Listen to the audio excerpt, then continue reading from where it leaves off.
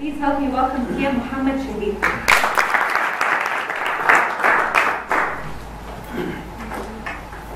Fellow Toastmasters and welcome guests, good evening. Good evening.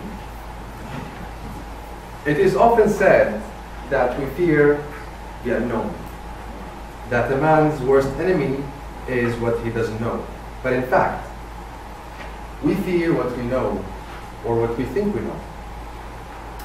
Place a toddler in front of a crowd and he will have no issue speaking its brain out with a big smile. This toddler didn't develop fear of public speaking as most of us adults do. But as the kid grows up, he starts to learn and he starts to fear as he hears stories about the boogeyman and so on. And from then, he starts to associate fear with the unknown, as he starts to associate fear with darkness as the unknown becomes its manifestation. Ladies and gentlemen, allow me to share with you my experience with getting acquainted with fear and hopefully getting over it. Back in school days, there was this daily morning military-like gathering where students would exercise and freshen up, followed by a session where students would recite Quran and give small prepared speeches with the aid of their teachers. I was never among those students, not a single time. I mean, I barely spoke to any colleague of mine unless I was spoken to. I wasn't that popular kid who makes friendships easily and speaks to everyone. On the contrary, I was that extremely depressed, awkwardly introverted student. And being that quiet kid in the corner, I never visualized voicing out my thoughts to anyone, let alone speaking before an audience.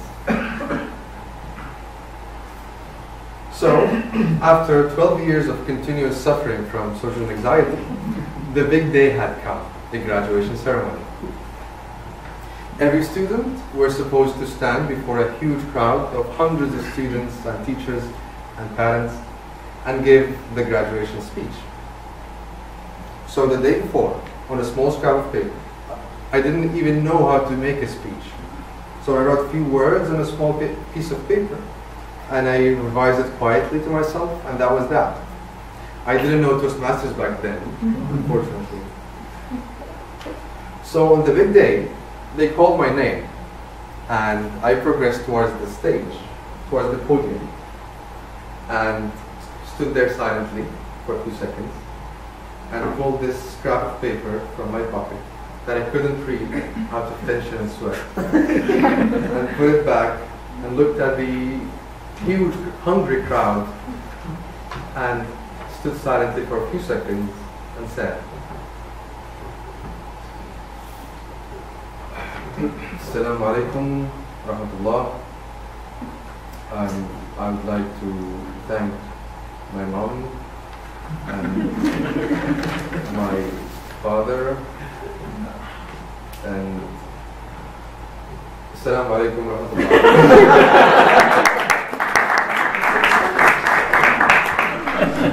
That day, public speaking instantly shifted from the zone of the unknown to a validated fear.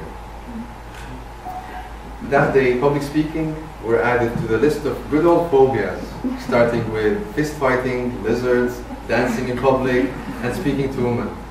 I'll leave the women part for another speech.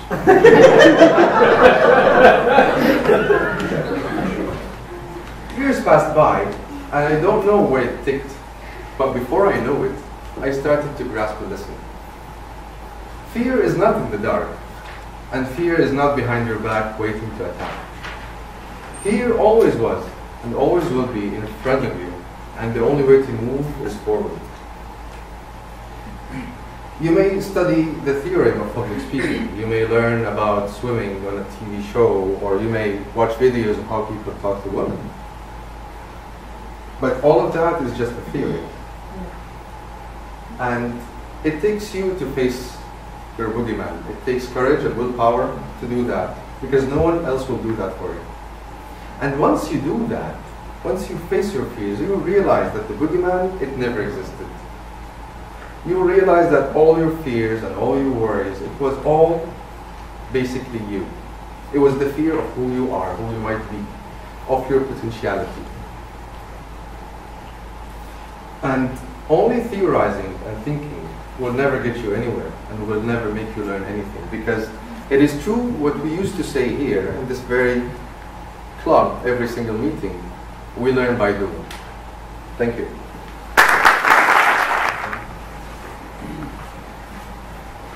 Fellow Toastmasters and most welcome guests, and TM Mohammed Shingiti. Good evening once again. Good evening. TM Mohammed Shingiti started his speech with a beautiful introduction. He said, "It's said that we fear the unknown." Now, he continued the quote, but right there, everyone looked and was interested at the start. Look, were you not? Yes. Now here, who here fears the unknown? By show of hands.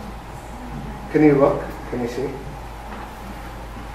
To talk about a topic that's that relevant to people is amazing at an icebreaker. Your tone was amazing. Can you hear them at the back? Can you hear? Did everyone see Mohammed Shingiti's eyes? Did he look at it? Because I saw him look at every single person in this meeting room.